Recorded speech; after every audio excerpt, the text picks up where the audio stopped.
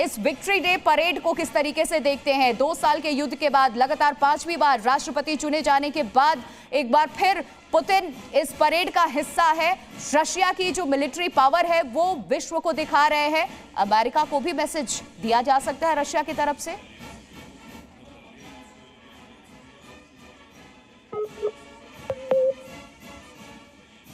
Hello जी संजय जी, आप अपनी बात रखिए। अच्छा, ये जो विक्ट्री परेड है, अगर आप देखें 45 में जीत के बाद जिस प्रकार से इन्होंने विक्ट्री परेड करी, लेकिन जब अपने पुतिन राष्ट्रपति बने उसके बाद लगातार 2005 से ये इस तरह का प्रदर्शन हो रहा है दिखाने के लिए, क्योंकि पुतिन जो है वो चाहते थे और हमेशा कि रशिया जो है वो एक बहुत बड़ा पावर है और इसको आप निगलेक्ट नहीं कर सकते, और उस चीज को मद्देनजर रखते हुए ये जो पावर शो कह रहे हैं आप बार बार, वो दिखाने की कोशिश की जा रही है। और इस बार भी रेड स्क्वायर के ऊपर 1945 ही नहीं 2022 तक दिखाया गया है कि यूक्रेन, यहाँ जो एज़ोव बटालियन है, डीनाजिफिकेशन की जो बात करता है रशिया, वही डीनाजिफिकेशन 1945 में भी हुआ नाजिस के बरखिलाफ। जबकि आपको आश्चर्य होगा कि 1939 में जर्मनी और रूस एक साथ थे, लेकिन और पोलैंड के बीच का जो उनके बीच का समझौता था ईस्टर्न यूरोप में, वो उन्होंने रूस ने लिया और कुछ बाद जर्मनी ने लिया। उसके बाद जिस प्रकार से पलटा खाया 1941 में और हिटलर ने रूस के ऊपर हमला किया, उसके बाद जिस प्रकार से यूएस से आया, और ये जो हम सब जानते हैं कि 1945 को जो विक्ट्री डे का जो संबंध है और रूस जो उसको मनाता है, प्रदर्शन करता है, इस साल इतना बड़ा नहीं है जितना हमने पहले कुछ देखा। 2010 के विक्ट्री डे में तो फ्रेंच ट्रुप्स ने भाग लिया, यूके ट्रुप्स ने भाग लिया, अमेरिकन ने भाग लिया, पर इस बार उनके अपने ही 10,000 एक ट्रुप्स है, तकरीबन 130 के आसपास इनका मिलिट्री इक्विपमेंट है, तकरीबन 77 एक एयरक्राफ्ट है जो कि प्रदर्शन कर रहे हैं हेलीकॉप्टर्स के साथ। ये दिखाने की कोशिश कर रहा है रूस कि हम अभी भी उतने ही पावरफुल हैं, उतने ही हमारे में दम है, जितना अगर आप कितना भी कर ले।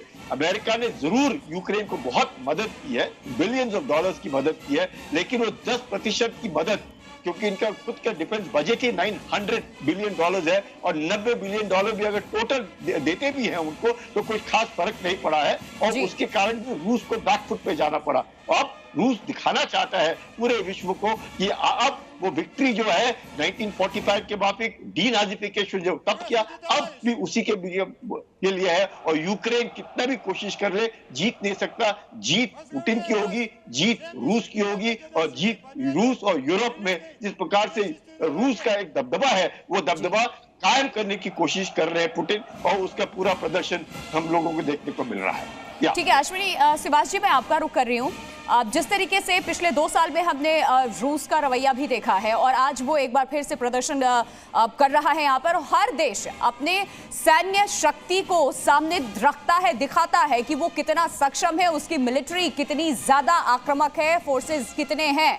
लेकिन हाल के दिनों में जिस तरीके से इजराइल को हमने देखा आक्रामक होता नजर आया, वो भी खुद को पावरफुल साबित करने की कोशिश में कर रहा है। एक नहीं, एक साथ कई मोर्चों पे सामने लड़ रहा है, कई संगठन का सामना कर रहा है। हमास जिस तरीके से एंट्री हो जाती है, या फिर ईरान की जिस तरीके से हमने देखा है इराक की एंट्री हो जाती है इसमें, उन सब के बीच में रशिया का आज ये पावर शो हम बार बार इसीलिए कह रहे हैं कि यहाँ अपनी मिसाइलों की, अपने जो फोर्सेस हैं उनका यहाँ पर प्रदर्शन करने जा रहा है रशिया, जिसकी तस्वीरें हम देख रहे हैं। इसका क्या इम्पैक्ट पड़ेगा? एक तरफ इजराइल है जिसकी चर्चा आज पूरे विश्व में हो रही है, लोगों की निगाहें उस देश पर भी है। हाँ बिल्कुल, देखो एक चीज समझनी पड़ेगी कि सब ने यह सोचा था रूस इतना लंबा नहीं लड़ पाएगा।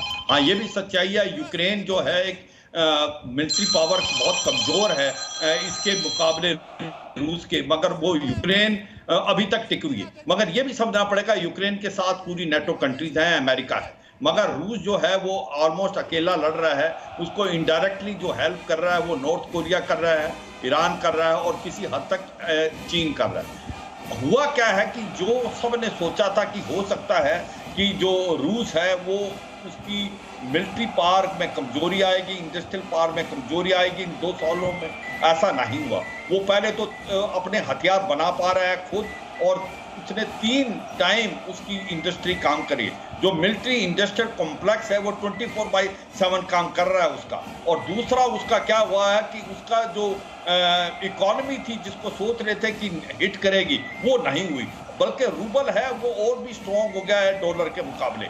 तो अगर आप ये पूरी चीज को मद्देनजर रखें तो रूस की पावर बढ़ी है इस लड़ाई के बाद, और यही एक कॉज ऑफ कंसर्न है अमेरिका को और नेटो कंट्रीज को कि जिस प्रकार से सबने सोचा था कि रूस की इकोनॉमी पावर बहुत कमजोर हो जाएगी, वो चीन के पलड़े में तो चला गया है, मगर आज देखा था अमेरिका ने भी किस तरीके से, देखिए खुलकर विरोध नहीं लेकिन कई जगहों पर अमेरिका का भी विरोध, रशिया के लिए भी कड़ा रुख हमें देखने को मिला था। संजय कुलकर्णी जी, एक आखिरी कमेंट मैं आपसे चाहूंगी, क्या आज इस परेड के बाद पुतिन की तरफ से कुछ बड़ा ऐलान किया जा सकता है आज के इस समीकरण को देखते हुए, जैसे हालात बने हुए हैं युद्ध के?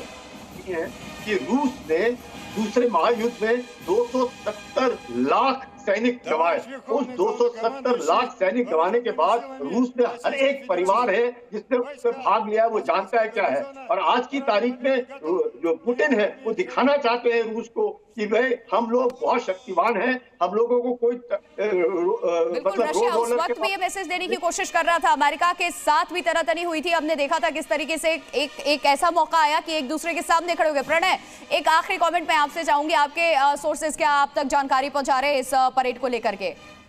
देखिए, जैसा हम लगातार तमाम एक्सपर्ट्स भी कह रहे हैं, ये एक शक्ति प्रदर्शन है पुतिन का। पुतिन ये दिखाने की कोशिश भी कर रहे हैं और अगले कुछ दिनों के अंदर ब्रिक्स की बड़ी बैठक की मेजबानी वो करने जा रहे हैं, साथ ही जो इकोनॉमिक फोरम है वो भी करने जा रहे हैं। तो अपने इकोनॉमिक माइट और अपने मिलिट्री माइट के साथ में वो दिखाने की कोशिश करेंगे कि वो अलग थलग भी नहीं है। किस तरीके से इकोनॉमी चोट पहुंचाई जाए, इकोनॉमी उसकी कम हुई है और वो करने की कोशिश की गई है, लेकिन रशिया की तरफ से आज ये दिखाने की कोशिश की जा रही है कि कहीं से भी ना तो उनकी इकोनॉमी कम हुई है और ना उनकी मिलिट्री कम हुई है, वो आज भी उतने ही ताकतवर है। बहुत शुक्रिया सर, वक्त मेरे पास इतना ही था।